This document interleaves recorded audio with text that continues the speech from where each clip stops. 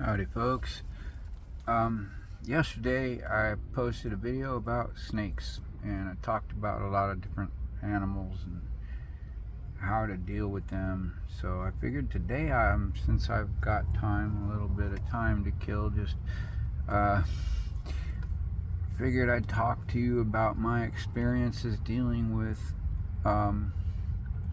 other bears, because there's one particular story comes to mind, um, and it brings back to memory my number one rule of going out in the wilderness. If you want to help yourself deal with any of the animals out there, now I realize sometimes something might happen in the middle of the night where you find yourself in the woods and not by choice, and that is the worst case scenario, because there is no place in the forest anywhere, not one square inch, where some creature of some type or another has not taken up occupation. Okay? By the time night sets in, everything has its place, or it's a night predator that's out stalking for the night. But the rule of thumb is, if you're not a night creature, which we are not, get your camp for the night before night, because you can't see after nightfall. And the most important thing is that you're looking around for signs of other animals, and particularly predators, but not just predators. It might be insects or all kinds of creatures you just don't want to wake up sleeping with, or you don't want to go lay down next to, or in a bed of. All creatures out there are going to leave their sign that they live there if you're in their space, but you are not likely to notice it in the middle of the night. Now, those night predators notice it by smell, but we don't have that acute sense of smell. We got to use our eyes and pay attention. We got to look around at what markings are on trees. Are there antler marks, or are those claw marks on that tree? And look around. Are those footprints? Are those, is that something you want to look to hunt, or is it something you want to look to avoid because it might hunt you? All these things, you're not going to see those tufts of bear fur dug into the tree bark or into the grass when it's dark, so anyway,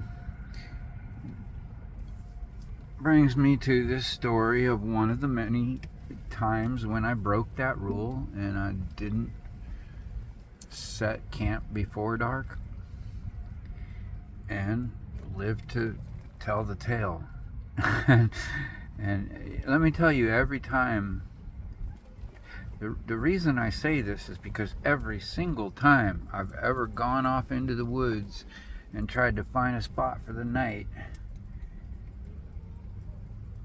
or even into a meadow, or just anywhere in the wilderness, out of town, try to set up a spot for the night after dark, I've regretted it, because I wake up the next morning, like the one time I got a snake under my neck. One morning was in a whole pit, a viper pit, literally under. That's a different story, but this isn't about snakes this time. I revealed it. It's gonna be about a bear. So here I am.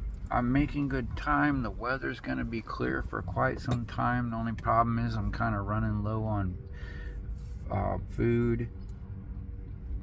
I had enough water for a couple days. I wasn't too worried about water just yet, but food was getting kind of low, and I really didn't like going hungry. But I'm okay. But I really wanted to make good time to get into the next town where I could get supplies on this. I was on a long extended backpacking trip, and so anyway, I'm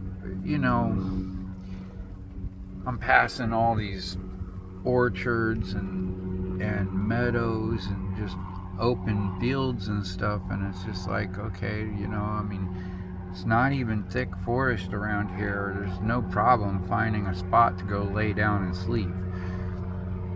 And my plan is, well, I'm not going to set up the tent. I'm going to just find a spot, lay out my tarp, lay my pack on top of it, and lay down next to it. Maybe pull out my bedroll to cover up if it's chilly.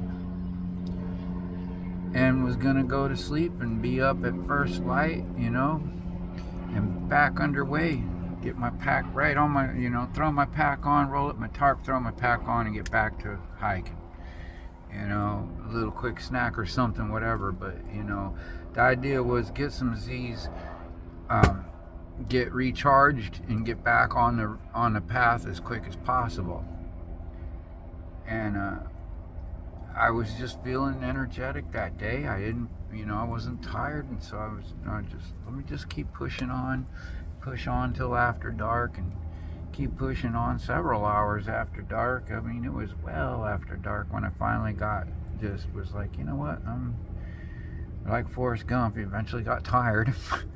And so I stepped off the trail, off the main trail, down a side trail that went down into a meadow of grass.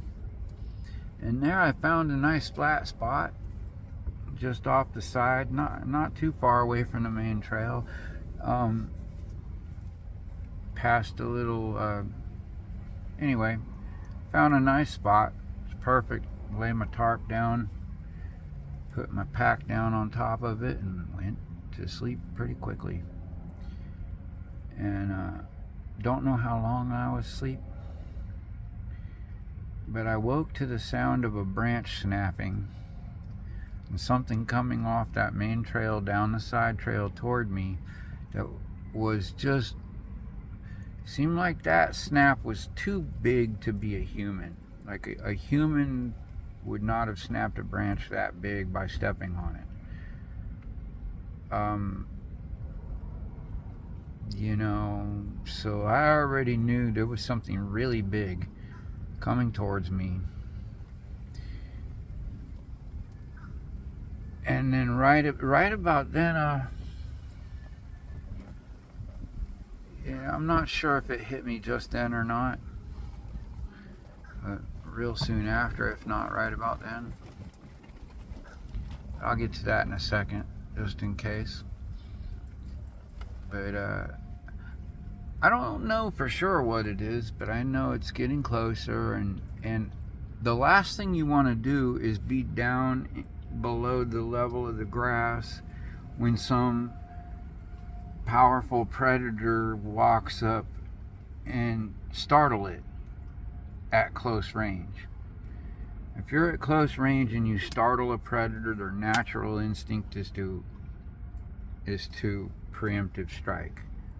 It's just, you know, we're both in striking range. Whoever strikes first wins. You see what I mean? You don't want to startle them. So I started growling, and, you know, not to threaten anything, but to let it know, hey, I'm here. And that's when this bear stood up on its hind legs, and big tall brown bear looked down over me, over the grass at me, and wasn't, I don't know, let me see, this boat's 15 and a half feet long. It couldn't have been more than 40 feet away, less. If it decided to charge at me, it could close the distance in about a heartbeat or two. Like, that close. And you know, so we're right in conversational distance. You know, it's like I'm at this end of the boat, it's at that end of the boat, standing on its hind legs, looking down over the grass at me, and I'm thinking just a second before that, it had occurred to me that all this grass was all flattened down nice and neat right where I happened to lay, and it was just a perfect spot, because that bear had probably flattened it out nice and neat to make it a perfect spot. And like then I knew then how Goldilocks must have felt. Like straight up, yeah, I'm in the bear's bed. Like that. All my gear's packed away. Like I didn't even have so much as a blunt spoon to defend myself if I wanted to fight. My life depended on the gear that was in that pouch, so in that pack. So like I wouldn't have made it out of the woods probably without it. So like leaving it wasn't an option. Getting up and running would most likely incite the predator instinct in the bear, and he would attack. So I mean, I'm sitting up just like I am now and looking up at this bear who's towering over me from up there, you know, like looking down at me. And I realized then I'm there at this bear's mercy. Like he's as likely to kill me as not. I don't know, but I'm in its bed. And so I looked at the bear, and the bear looked at me, and I said, well, literally, this is what I said, well, what are we going to do about this? And, you know, this bear cocked his head to the side, like he was considering it, the question. You know, like he understood me and was going to consider the question. Cocked his head to the side, and I swear to God, just like a human, shrugged his shoulders, and then turned around and went right back up the trail that he'd come down, and went over around a ravine and over a thicket of some branches. Basically, he put this barrier between myself and himself so that he could sleep easy. Where, okay, I know like anybody coming my way from that direction is going to make some noise. You know, they're going to stumble into some of this and make a noise, and I'll hear them. So the bear was taking a defensive posture in case I decide to mess with him while he sleeps. Yeah, but he's like, he's not at all offended that I'm in his bed. He's like, no problem. It's a big house. I'll sleep in the other wing right over here. It's like, I shrugged his shoulders, went back around the other side of the trail, and made another bed. I could hear him over there, like stamping down the grass and making him a spot, you know, like a dog circling up, but a lot bigger. And man, I'm not gonna pretend it wasn't terrifying. Okay, you know, you can't be brave unless you're afraid. There's no shame in being afraid, but you can't let your fear control you, because if you panic, that's what kills people so often, is they panic. Don't panic with a bear. They don't like that. They don't like hysterical people. Bears are actually really usually pretty fond of calm, mellow people. Same with snakes. I've had, like I said, I've had plenty of encounters with bears, and yeah, like generally, if they're ticked off at you, they give you a warning. People get mauled when they're doing stupid things, like crawling into their cave in spring after a long summer, a long winter, and the summer before was a drought. You know, like the bear hasn't eaten much in the last 2 years and didn't get enough to hibernate, so it's probably not fully even asleep, and it's like starving and ticked off because her babies didn't make it, you know. Like, yeah, that's not the time to go spelunking in her cave, you know, because you're probably gonna be her next meal if she smells you before you get out of it. You know what I mean? Like, don't do stupid stuff like that, and you're probably okay. And I'm not gonna say fluke things don't happen. I'm just saying, look, we're all gonna die someday. The difference is not everybody lives before they die. Some of you just exist. You're born, you develop from embryo to fully grown adult human, but you don't actually live. You're just going through the rigmarole every day. And every once in a while you get a break, and you call it a vacation, where you go do, like, you pay for somebody else's rigmarole, you know, with the money you saved up all year going through the rigmarole. And then you start over, and like, you might, by the time, you might have enough money to go cruise in a sailboat around the world once, you know, after you retire, but by then you're like too tired to want to do it, and you're just not feeling that adventurous. You don't want to learn some new skills. You know, like, it's, man, you can't change that moment that's out of your control. Okay, so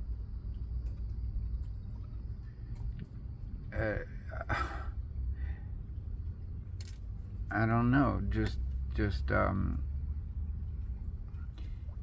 that alone is usually enough to keep you from being attacked by most predators out there, by just not acting like a prey.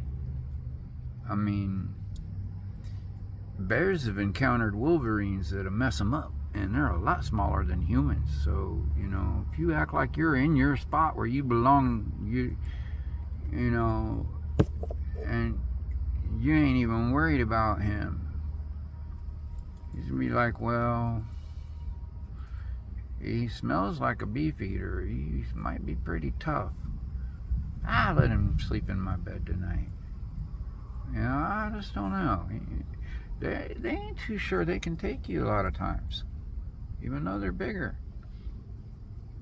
You got to know how to bluff in the animal kingdom. That's but if you don't have that, you know, believe it or not, a lot of times a metallic sound is very foreign to most animals. So if you got a pot and a pan to bang together, a loud clanging noise will drive away just about any dangerous predator in North America.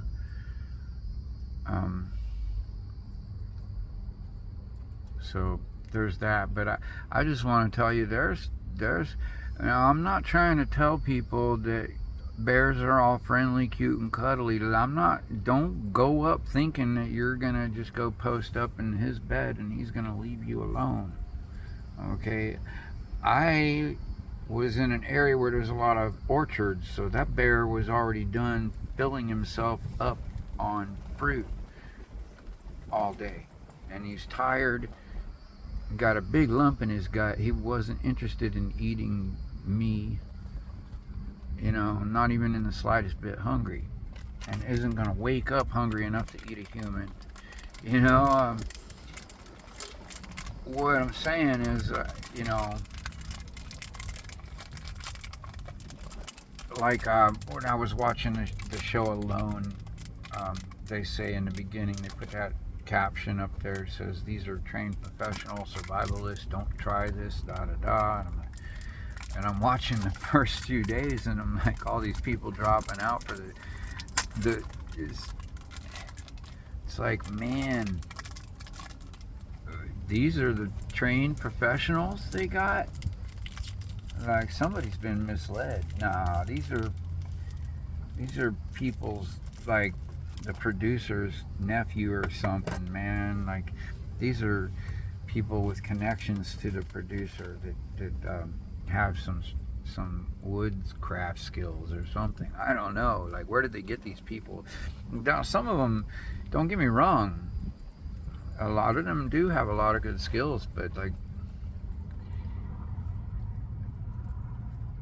the one guy, there was one guy I remember, you know, he got dropped off in the middle of the most densely populated bear territory in the world. And, you know, he's out there and never been in those woods before, and he's got to go make himself a camp, and he comes across a bear when he's walking down a bear trail. It's a game trail made by one of the local bears and the game that he hunts.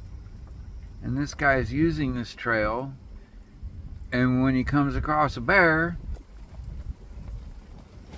you know, of course he jumps out of its way, and they have this unpleasant, startling situation where they're both startled, and he took off running, ran all the way back to camp. And I'm like, first of all, why are you running, dude? Like, why did you run all the way back to camp? If that bear wanted to kill you, it would have been done like 15 yards away from where you saw him. Like, I don't care how fast you ran. You're not going to outrun him if he wants to catch up to you and kill you. They're faster than you. And probably faster than you on your bike. Like, just... Bro, by the time dude got to his camp and then got on the sat phone and called an emergency rescue, and then he's got to wait the next day for them to come and get him anyway. Like, homeboy, why did you bail out after the bear just basically said we're cool? Like, the bear didn't kill you. You guys passed each other right there on the trail. Okay, you both got startled. Cool. Okay, make note of what time it was. And then don't be on that trail at that time of day in that section. And then realize that bear's coming from his feeding grounds to his home or whatever, or vice versa, or to the watering hole. He's headed somewhere specific that he probably passes there every day around that same time. You know, or maybe he goes by the tides, which are about 20 minutes different every day.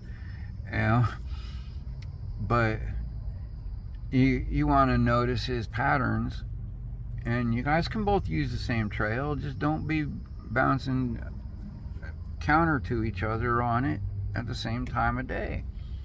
Pick a different time of day to go up that way.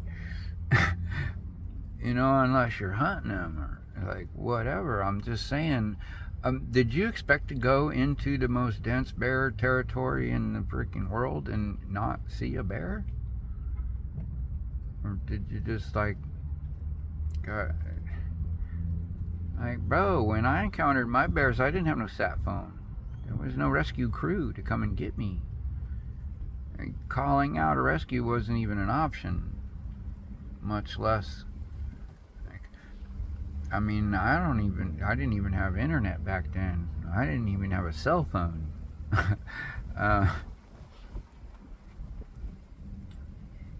But you know, you either make it or you don't. Like, that was the rule of things. Yeah.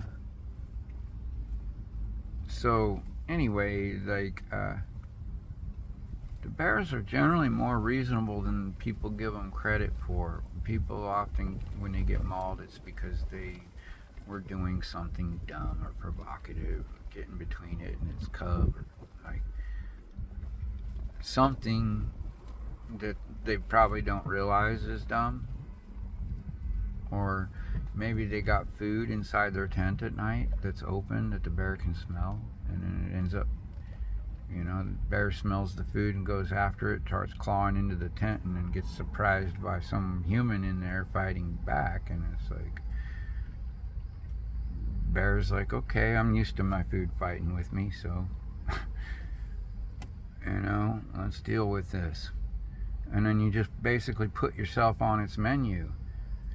Folks, bringing food into your tent that has a scent of food that's open, like it's not in a sealed package, that's the equivalent of baking yourself into a cake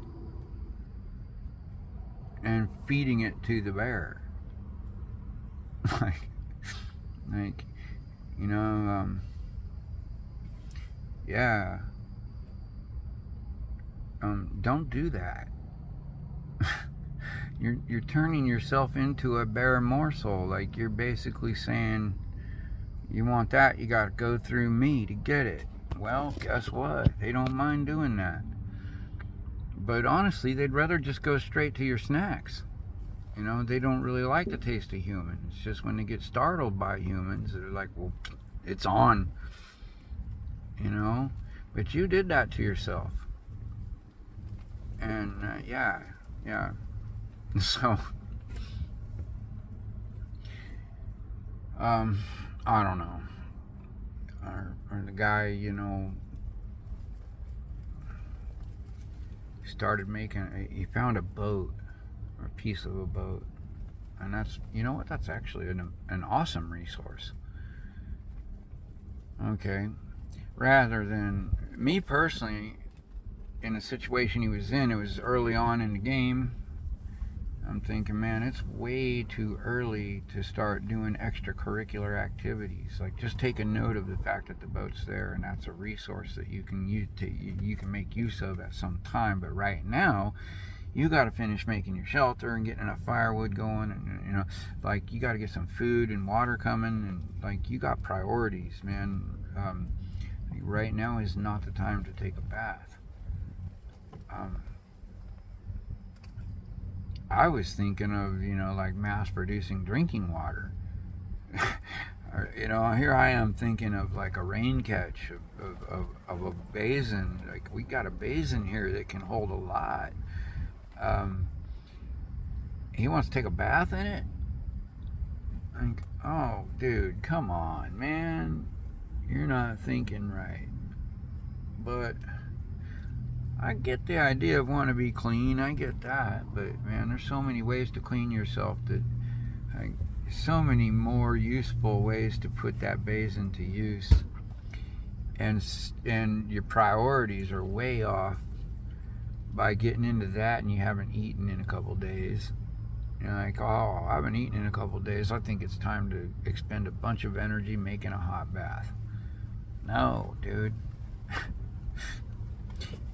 You need to expend very little energy on anything except getting food.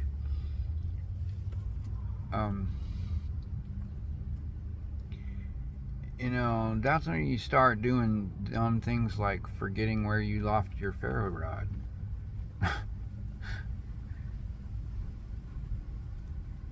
And I think half the time these people go out there with this sense of pride because they're really good at woodcraft in a lot of different ways. Like, they've got all these skills, but they haven't really gone out there and tested themselves in a real life situation, you know, that's not Granny's backyard behind the farm. It's like,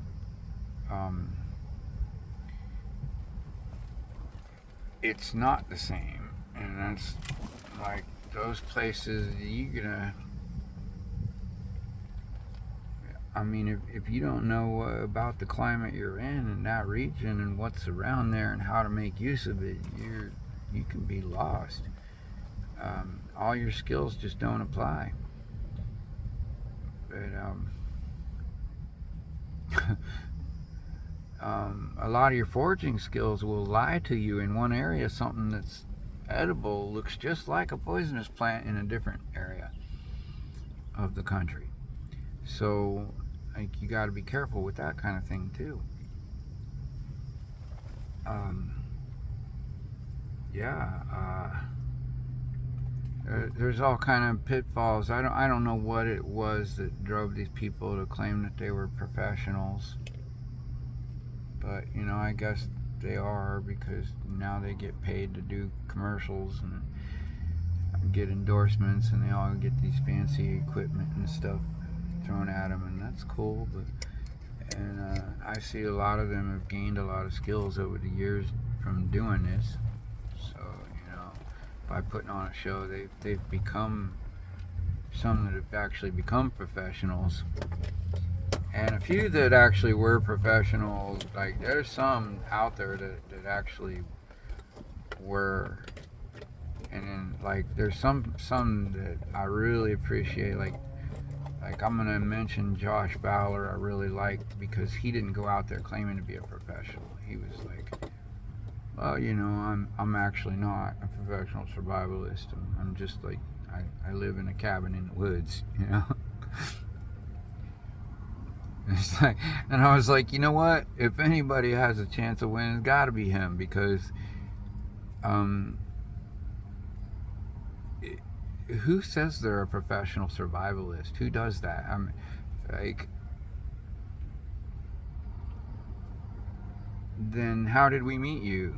Like, why aren't you out in the wilderness? How did anybody even find you? The professional survivalist you never met. He's out there surviving without society. Somewhere. I mean, he's probably in Southeast Asia. Don't even speak English.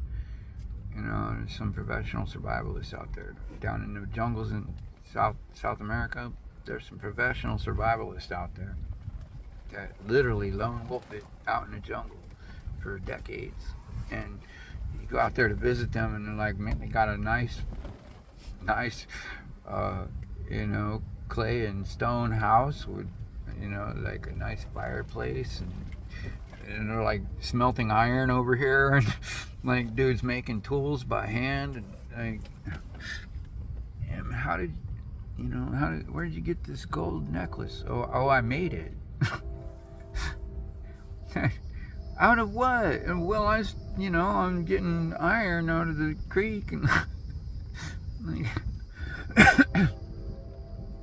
where'd you get the nitric acid? Well, I made it. Huh? I mean, there's some people out there like that. I'm not saying Josh was one of them. I'm just saying, you got a leg up on everybody when you live out in the woods, because you're not fooling yourself. You're like, oh man, I'm dealing with these conditions, and I like it because it's peaceful, and I like living this close to nature. But you're just a woodsman. You don't consider yourself a survivalist. But apparently it was one of the top dogs. I guess if you teach survival training, but then again, there's a lot of people that teach martial arts that can't fight their way out of a wet paper bag. So there's that. Like, there's a lot of self-proclaimed survivalists. What's the real test? Go out there and do it alone.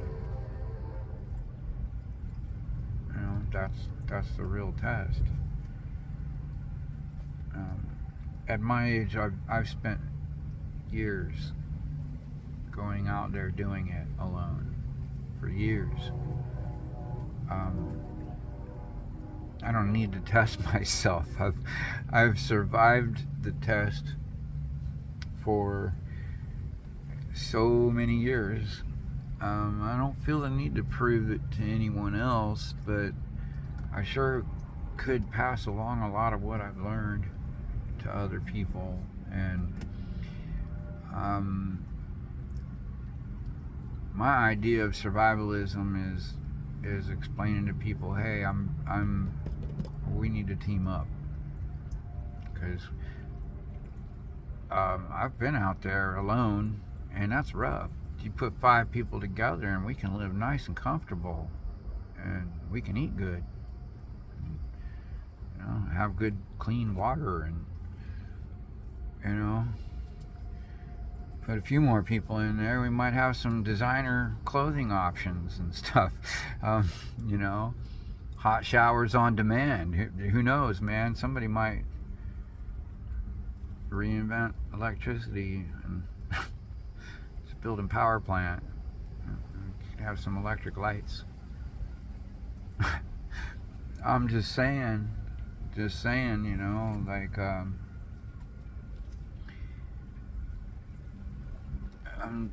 I'm not backpacking across the country on my own anymore. I'm not putting myself into dangerous situations like that anymore because I'm too old to carry the equipment. I need to like go into it confident that I can come out of it fine.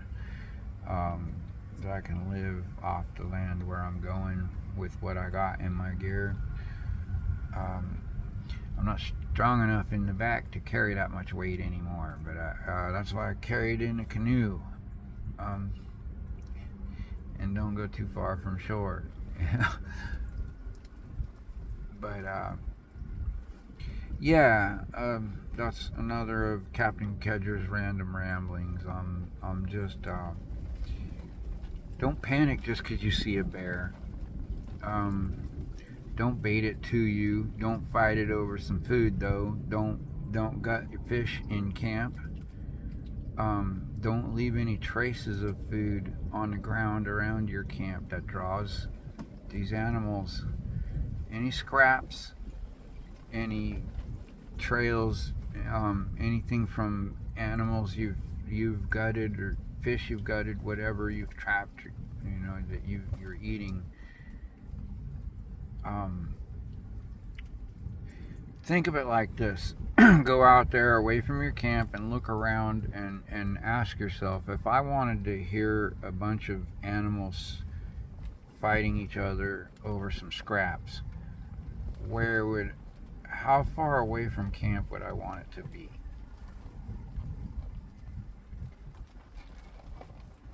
Like wherever if you know, the best place to do the fish guts is right there where you caught them in the river. I mean, just right on the spot. Don't even bring it to camp. Scale it and everything. Whatever you're gonna do it right there. Whatever scraps are left, maybe bring it back to the river. Offer it up to the crabs. But don't leave it anywhere near your camp. If you got to skin a deer or whatever, don't do it anywhere near camp. And if you're in Wolverine territory, you are not going to build a stand high enough that Wolverine or bear can't climb it. If you can climb it, so can a bear. And so can a Wolverine. And so will either or both. So don't think you're gonna like kill something big, and like I think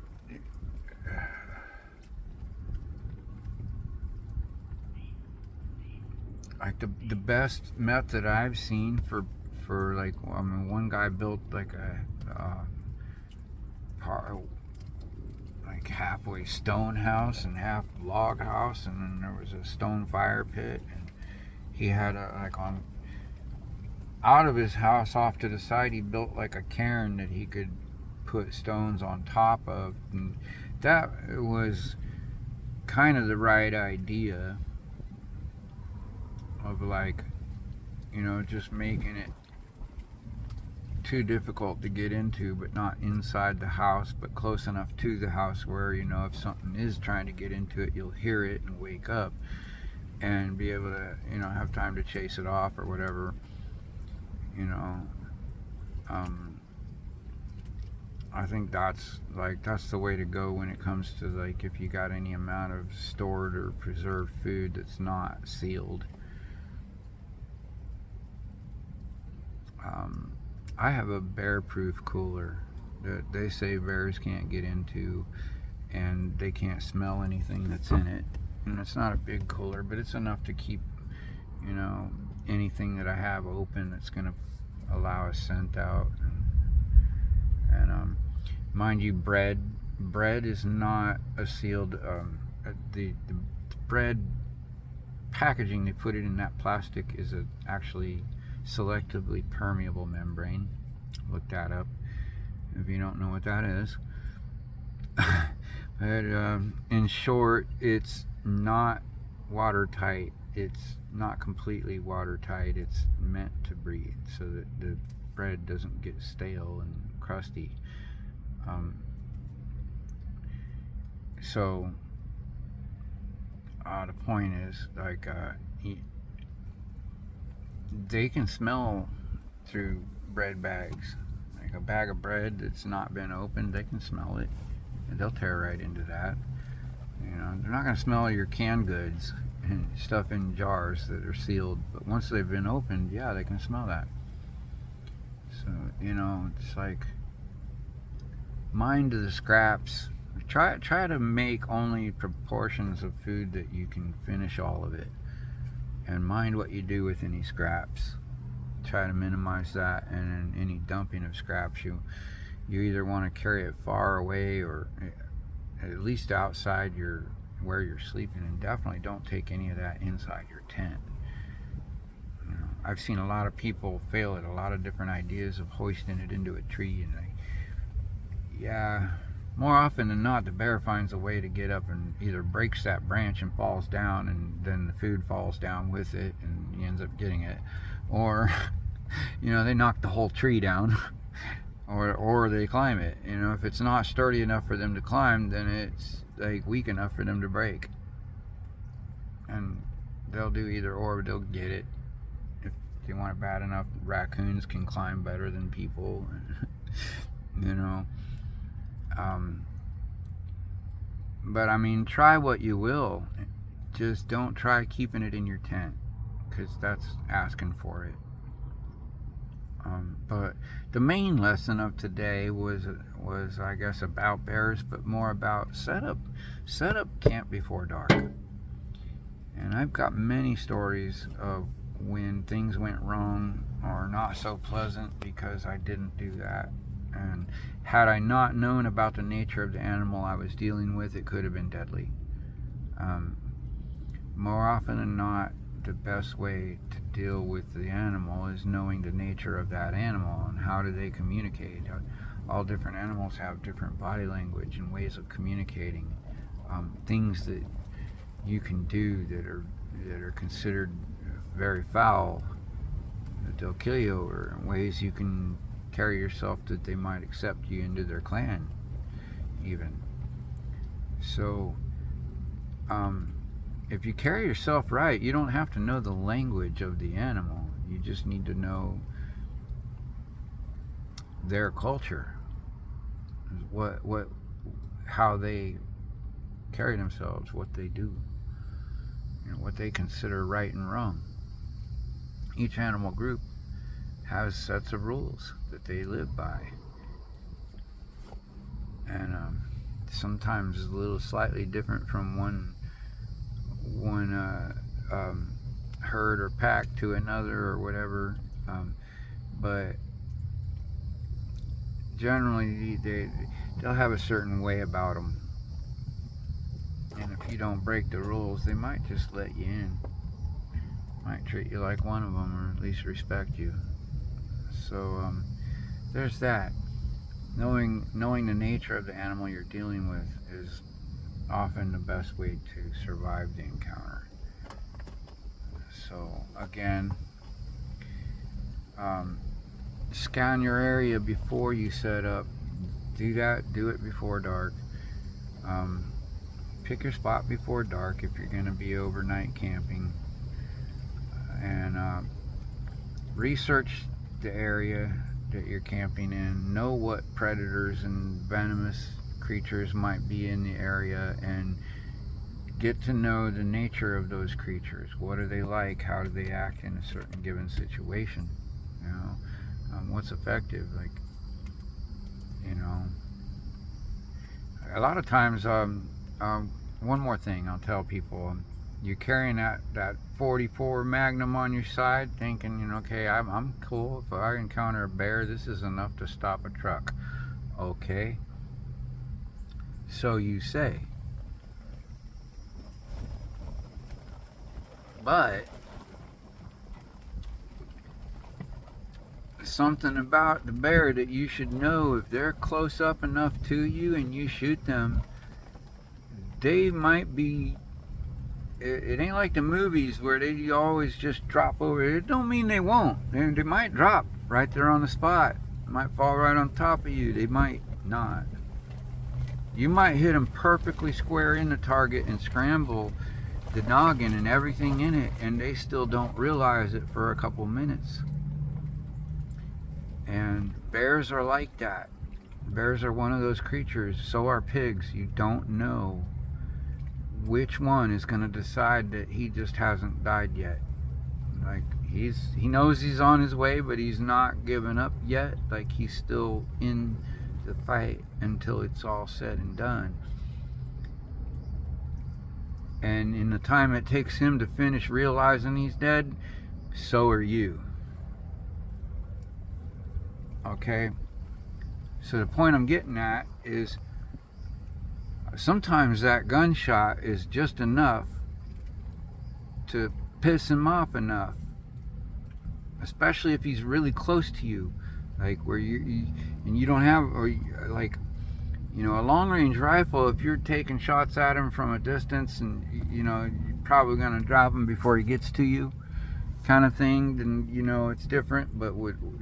But in which case, why would you shoot him anyway? Why would you not just scare him away by firing off a shot in the air?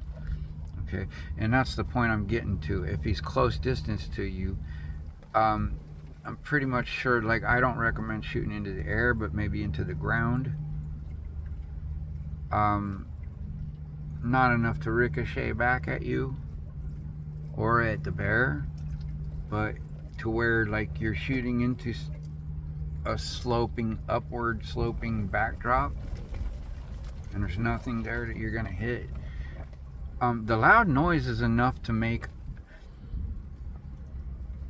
any bear I've ever met run away. Like, I don't know a bear that would not run away at the sound of a 44 going off. Just the sound alone is enough to startle them, enough to make them run away. If the option of running is available, they're gonna run away.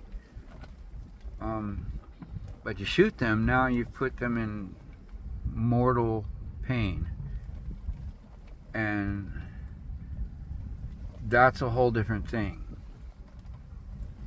See, once you've mortally wounded an animal, they're not thinking of escaping. They're not thinking about tomorrow or 20 minutes from now. They're thinking about taking you with them. Alright, so you might want to think about that. You guys who are packing heat, thinking that you're going to protect yourself against a bear at close range, might want to consider firing into the mountainside rather than into the bear hide, unless you've got the right distance and the right caliber and you got the drop on him, not vice versa. Alright, just a word to the wise. And also, same with any big animal. A bull he might not know when he's dead until long after he's been dead for several minutes. Or same things, you know, sometimes you can get them to drop just right, you know, but it don't always work like that. The magic is not always, you know, let's be realistic. It's survival. You don't have a surgeon on hand out there. Keep that in mind. Yeah. So anyway, get to know the nature of the animals. What animals are in the environment? What animals could be dangerous that are in the environment you're in? And get to know the nature of those animals and what their habits and cultures are. And that's your best defense against 99.9% of them. Again, there's some animals like hippos. The only safe way to be around them is not be around them.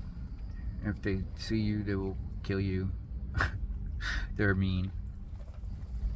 they're not to eat either. They're not hungry. They're not doing it to, like, if you're in their space, they're gonna maul you, and there's no two ways about it. They're extremely aggressive.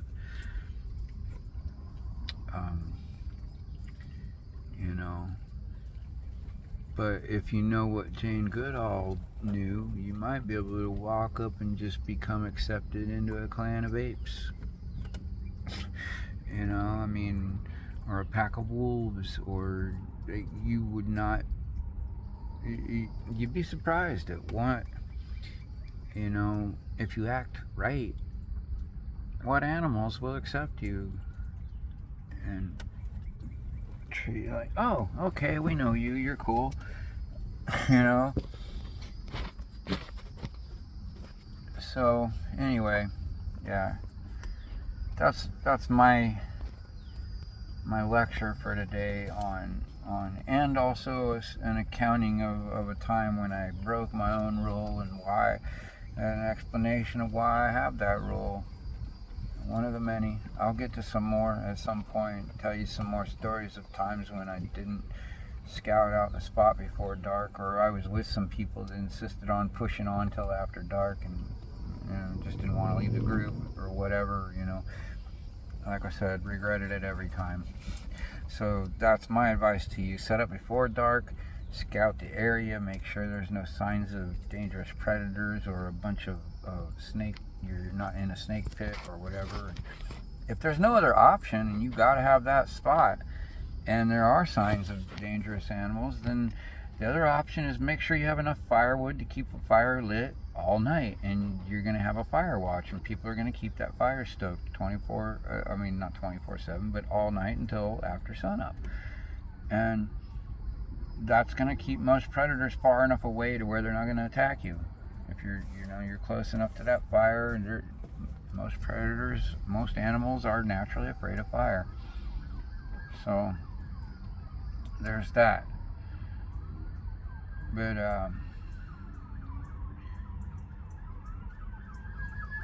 I mean, if nothing else, it establishes your claim over that space, that you built a fire there, you know. I don't know. Anyway, that's my random ramblings for today, and y'all have a great day. I gotta get ready for this thunderstorm that's coming, so till next time, signing off.